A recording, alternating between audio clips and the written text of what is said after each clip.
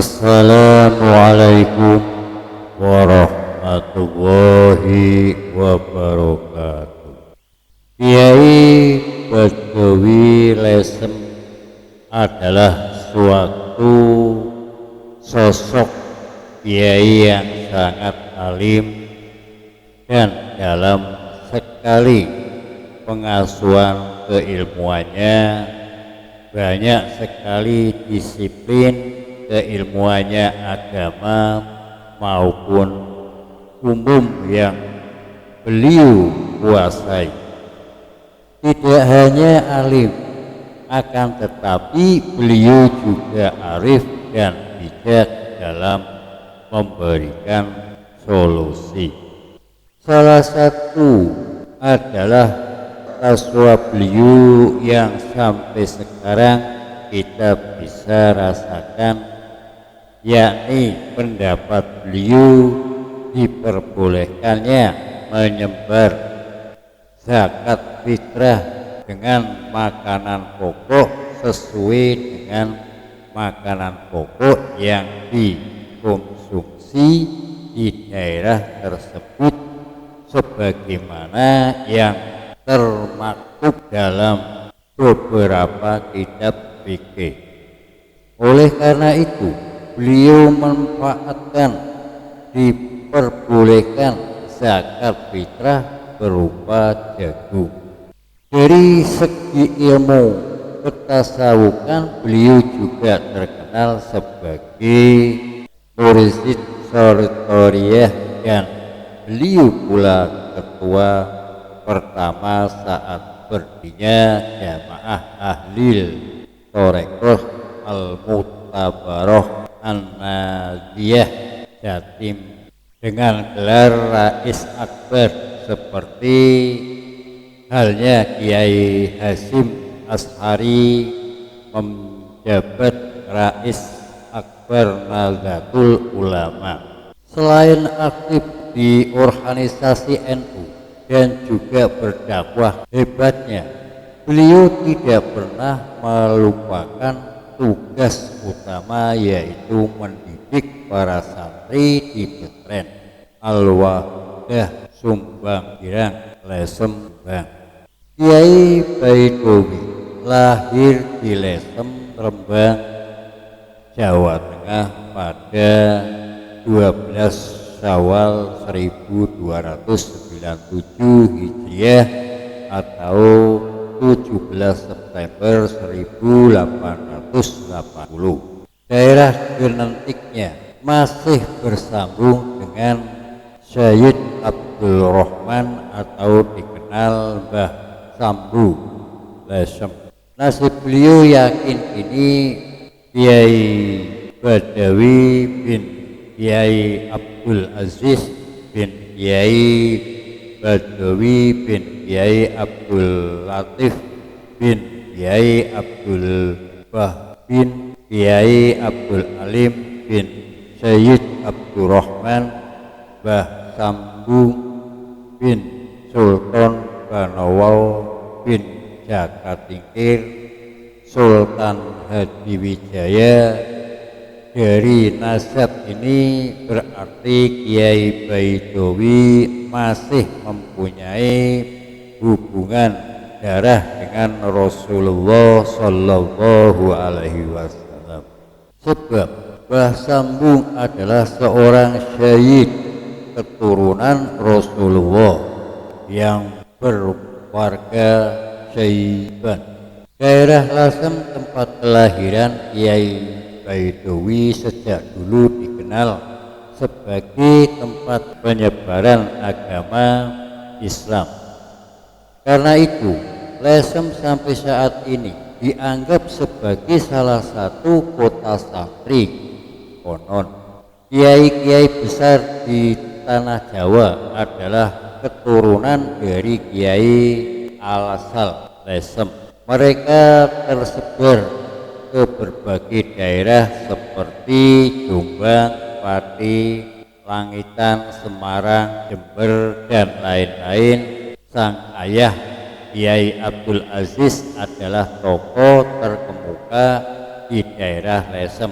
Kepadanya hal Kiai Badawi belajar dasar-dasar ilmu keislaman. Semenjak sang ayah meninggal dunia, ketika usia Kiai Badawi masih tergolong remaja, dia memutuskan melakukan penyebaran ilmu ke berbagai pesantren di Nusantara. Setelah belajar ke banyak pesantren, Kiai Badawi melanjutkan perjalanannya ke Harmani. Di Mekah dia berguru kepada ulama-ulama besar Harmani. Setelah itu beliau juga berguru kepada ulama Nusantara seperti Syekh Mahfud Al-Turmusi, Syekh Umar, Syekh Ahmad Khatib Al-Minangkabui, dan lain-lain. Sejak di Harmai, Kiai Badawi sudah dikenal keilmuannya. Karena itu ia dengan tepat diangkat sebagai ulama yang berwenang untuk mengajar di Masjid Haram. Salah satu santri didiknya adalah Syekh Yasin bin Isa Al-Faldani. Bahkan karena di kiprahnya yang menonjol di tanah haramnya, beliau masuk dalam kitab Al-Makiyah karya Syekh Abdullah Abdurrahman, sebuah kitab yang menghimpun ulama-ulama besar Mekah.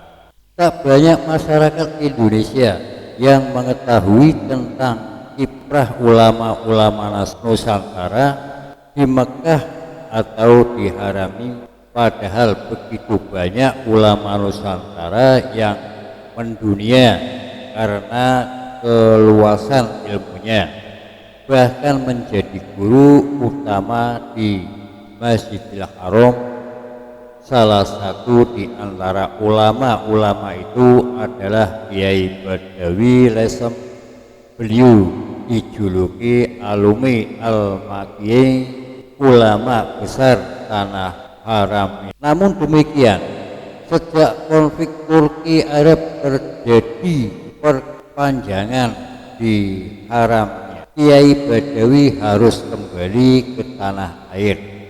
Kedatangannya disambut gembira oleh ulama dan masyarakat.